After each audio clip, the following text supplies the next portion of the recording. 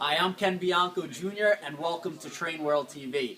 Today we have General Manager from ESU, Matthew Herman. Thank you very much for stopping by today. Do appreciate it. Happy to be here. Thank you. And so ESU basically is also known as Look Sound, because you have sound decoders. And I mean, basically your company is huge overseas. I mean, everybody knows it as a huge European company, but now you guys are really starting to make a large footprint in the American market. And you recently signed into some big manufacturers that you're starting to pump out some decoder chips and sound decoders into their product. Do you want to go into what manufacturers you're going into? Sure. Yeah, we've actually, we're probably, if not the largest, one of the largest companies in the world when it comes to making sounds. Wow. We've been around for over 15 years now internationally, so we're not a new kid on the block. Right. We've recently been able to have quite a bit of success here in the United States, mostly with our Select decoder. The Select decoder that's being used is a 21-pin decoder. It's very, very modular design. It's got all the pinouts and all the wires, the speaker wires, the motor wires, everything go through that plug. And every single manufacturer that's using our decoders is using this decoder when it comes to HO scale. So you don't have to worry about special boards for special engines. You can buy one board and it can be programmed to any sound that it needs to go into.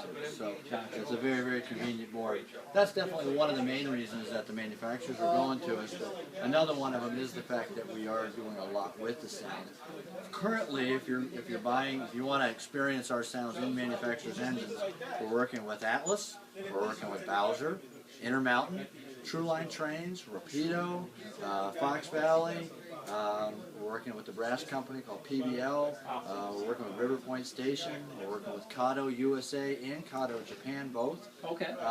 And we're really having some nice productive talks with some pretty big other manufacturers. Awesome. So, that's good to hear. There's still some more going on. We're not finished yet. All right. So basically, if you haven't heard of ESU Lock Sound, you're definitely going to be hearing it in the future if you haven't already. Because, I mean, they just keep on rolling out into new manufacturers, month after month. There's some new announcement, which is great. Now, a lot of our high-end guys, they love your product.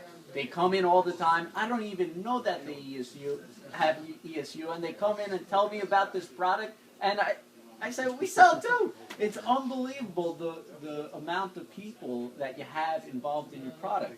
But some of the general everyday consumer still isn't, familiar with your name. So let's show them, the high quality sound that all these high-end guys love, and that it's coming out in all your everyday locomotives. Sure. Well, before we get into the sound, one thing I do want to mention, just to kind of clarify, you talk about the high-end guys, and it's not necessarily high-end when it comes to price. It's the guys that are really into modeling, that are really big into prototype activity.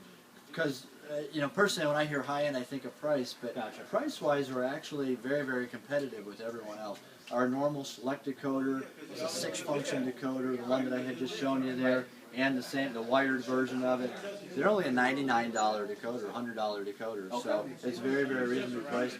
We also have a micro decoder in a couple different formats, and again, that's a 6-function output. 2 of them are logic, 4 of them are powered, and again, a $99 decoder. No heat sinks necessary. It's very, very efficient and economical decoder. So not only is it cost effective, but as we're going to show you guys here, it's also very, very technologically savvy. Oh yeah. So this is the Athearn DD40X. This was bought as a non-sound engine, and we've added sound. Now, to be fair, this has 2 decoders in it because that was the way it was designed. We could have done this with 1 decoder. This is a 1.1 amp decoder, so it would be able to handle these motors. These motors are really efficient, so we can handle them very easily. And we can do more than one prime mover. We have more than one prime mover sound slot on the decoder, so we could run this engine with 1. But since it was done with 2, we've gone ahead and we've made it work with 2. So, let me give you a full realm of what it can do. Let's hear it, Matt. Here's the startup sounds. First, this is a dual prime mover engine, so you're going to hear the first prime mover start, and once this gets up under power, the second prime mover will start.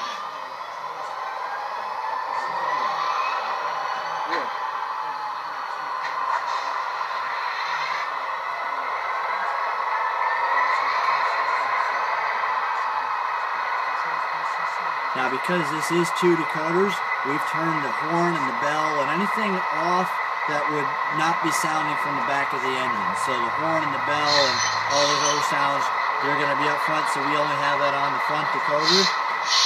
Here's our bell.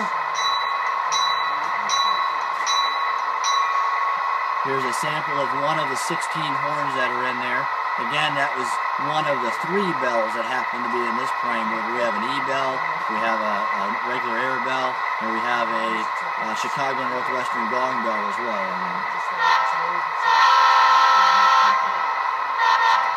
Very, very playable horns. We do not have a short horn button. That's all just off the single horn button. We've just made them very, very playable.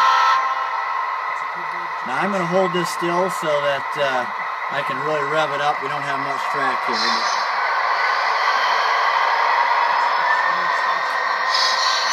We have a full range of notches. And once this gets going, I'm going to stop talking because it's just too loud. Sounds like an all-gauge engine with a real thing.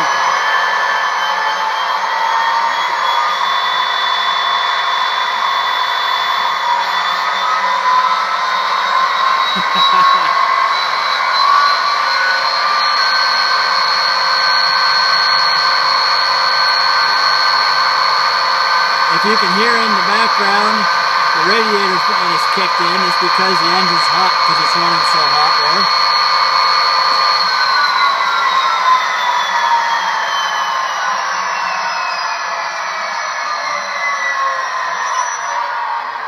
Wow, that's unbelievable, Matt. There's separate spitter valves on here. There's slow spitters. We've got fast spitters as well.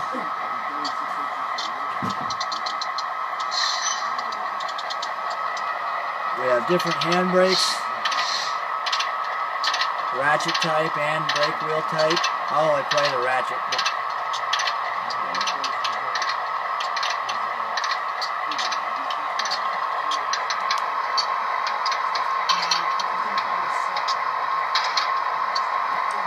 Full shutdown sounds on F8. And the spitters will continue to play for 1 minute after the engine shuts down, just like the prototype.